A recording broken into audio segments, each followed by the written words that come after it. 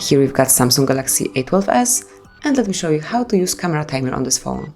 So at first you need to enter the camera app, and right here you've got, like in the middle of the screen, you've got the timer icon. So just click on it and pick to 5 or 10 seconds delay.